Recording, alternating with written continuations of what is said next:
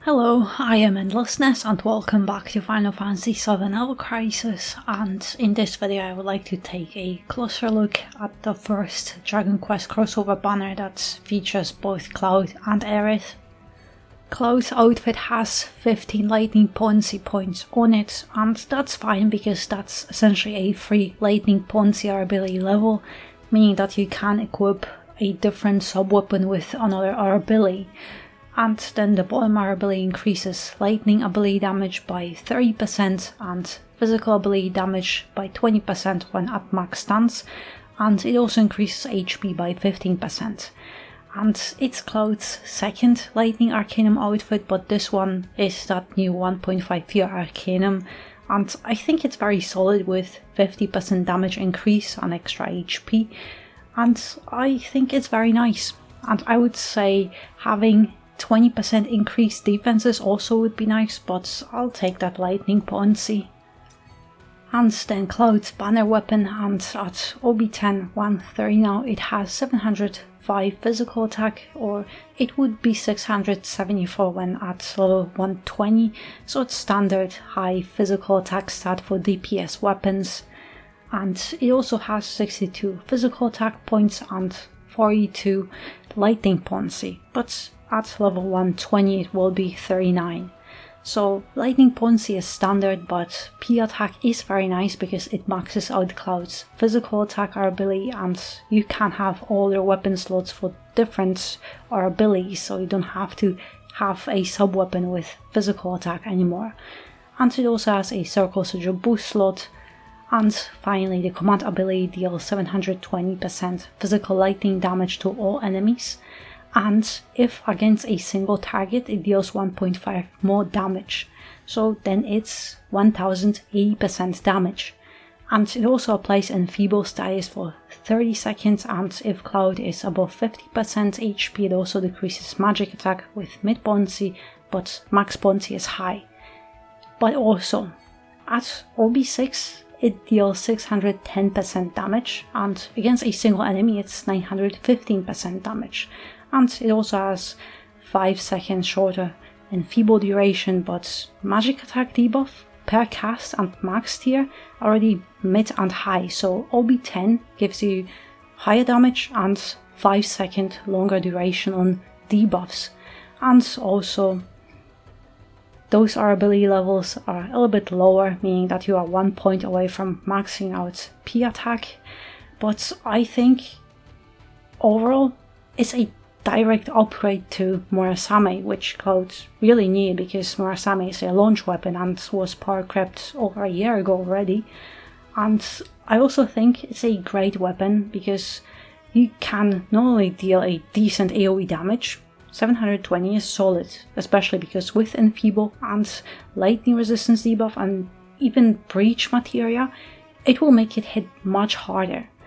And it also will be very good especially for single target bosses because it's a nuke. 1080% damage is already very solid, but after you apply Enfeeble, it enhances all applied debuffs on a boss, and it can deal so much more damage. And also additional magic attack debuff on the boss is also a very nice bonus. It would be great if you could debuff both attack types, but I'll take it because Cloud sure has Mystic Sword to debuff both attack types, but against magic bosses it just frees up your secondary slots to bring Lock or just another weapon. But in my opinion it's a great weapon, and Cloud desperately needs some really good weapons like this one. And then Aerith's outfit has boost HP for allies with only 5 points, so it's like those first anniversary all allies outfits, because now we get 10 points, but it's still a free 7% HP for allies. But then the second ability increases Aerith's healing potency by 15% and also both defenses by 15%. And it's a nice outfit, but I still think Bahamut outfit is the best, because Bahamut increases Aerith's defenses by 20%, and defenses are always very important, and also healing potency by 10%, but it also boosts attack of all allies by 5%. So both outfits are very similar, but I think 5% attack increase is better than 7% HP, unless you are very close to the threshold and rather to surviving in a battle. So this outfit could be better for DPS to not have to equip an HP weapon. But 7% is so minimal that in hard battles I don't think it'll make any difference, and HP weapon will be needed anyway. And 15% defense boost irritates me a bit, because unlike 5% HP not making any difference, 5% defense actually matters. And at this point, so a year later, especially on a limited outfit, I think 20% defense should be the standard, because by now we even get 20% defense increase on featured outfits. And then Aerith's banner weapon, and at OB10 130, it has decent stats, still nice heal but also high magic attack stat, and it has standard ability with 46 HP and increased 56 heal, and at level 120 it is 52 heal. So here it actually makes sense to level up this weapon to level 130, because if you have this in your main weapon slot, you can get into that higher RB level without needing any extra heal weapons. And it also has heal slot for stronger single target heals and OQ slot, so it's perfect to have it in your main weapon slot. But lastly, the command ability deals 890% non-elemental magic damage to all enemies, but it also deals additional 80,000 damage. And if Aerith is above 70% HP, it also applies exploit weakness for allies for 1 minute with 30% potency. But also important, whenever Aerith uses this ability, it decreases her summon gauge. Not just decreases it, but nullifies it. And this is just the summon gauge, and limit breaks are unaffected.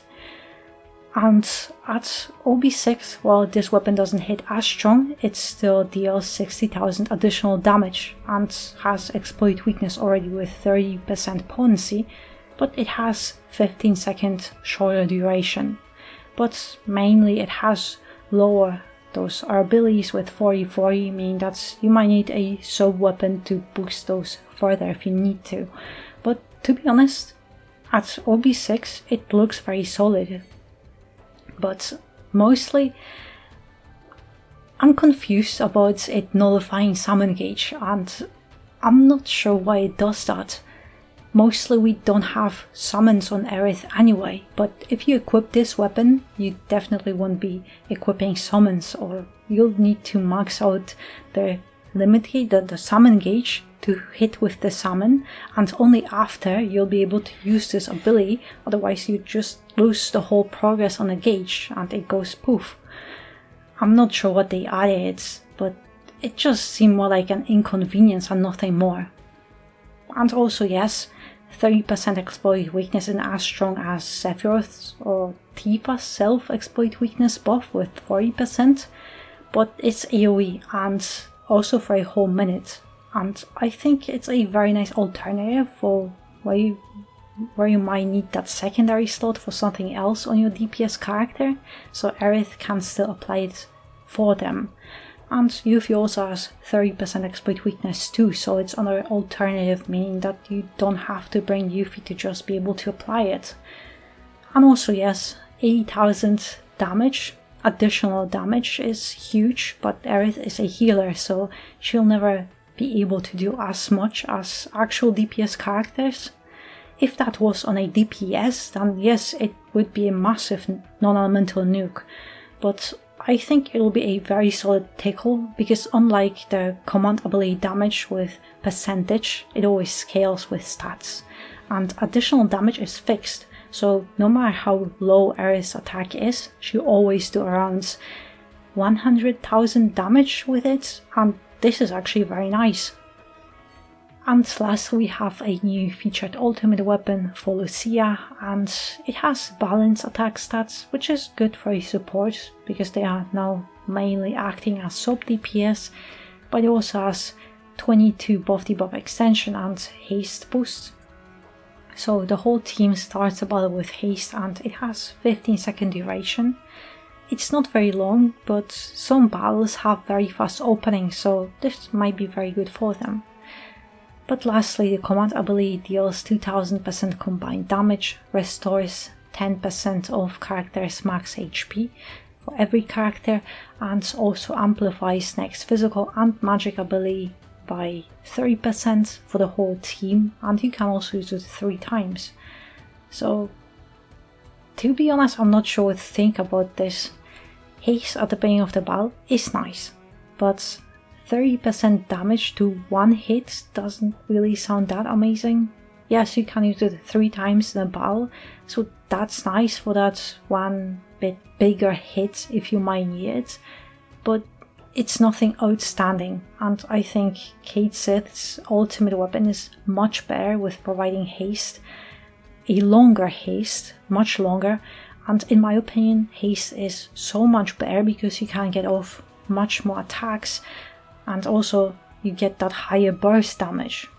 But I can't be wrong, and very soon we might see this weapon being amazing. It's not a bad ultimate weapon, I just think Cait Sith's ultimate weapon is much better, and it's really hard to beat it. Overall, I think both banner sets are very good, but what I don't like is that it's a double character banner. Yes, in theory it looks better that you can get 2 characters in one banner, but we get exactly the same amount of guaranteed slots, and now we have to divide them for 2 weapons. So if you pull 2 pages instead of the guaranteed minimum OB4 on single character banners, you might get OB2 if you get very unlucky and you went for both weapons. And that's why, in my opinion, double character banners, the limited ones, they are much worse because you have to pray to all old and new RNG gods for a good RNG, otherwise you are stuck with lower boosted weapons and no more guaranteed slots. Or you can also choose one of those weapons to hyper focus on it, which is also an option, but you just have to decide which weapon is more important for you. But yeah, in my opinion, both banner kits are very nice, and it's hard for me to say which one is better, because one, you get a very nice physical lightning set, and physical lightning is so rare and limited that now it's just Cloud with Erdrick, or Zack with Zinogre, which is also limited from Monster Hunter, or just Murasame Cloud. Nothing else so far, but Cloud mains will be very happy with it, because I most certainly am. But the second is Aerith, and Aerith is obviously the MVP, the most popular and the most superior healer, thanks to her various limited weapons that expand her moveset the most.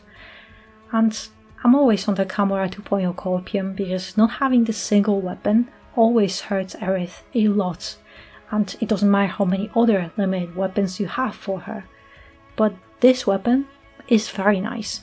It frees up the secondary slot on your DPS, but it also can provide exploit weakness for the DPS that don't have it.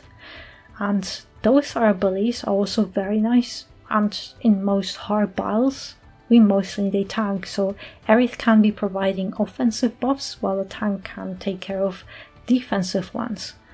And now it honestly looks like how many buffs and debuffs we can compact and squeeze in our team, because we have so many options and a very limited space. And now I honestly think 2 weapon slots is not enough anymore, and I would love to get a 3rd one. Not even just for the stats, but for those command abilities. But it's just my opinion, and I would love to hear what you think about this banner, both the gear for the characters and it also being a limited double character banner. If you like it this way, or you would have preferred 2 single character banners over what we have.